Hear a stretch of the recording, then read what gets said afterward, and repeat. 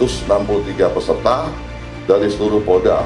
Terdapat 7 pemenang terbaik yang terpilih berdasarkan dari 7 zona daerah, yaitu Sumatera, Jawa, Bali, NTT, dan NTB, kemudian zona Kalimantan, Sulawesi, Maluku, dan Papua.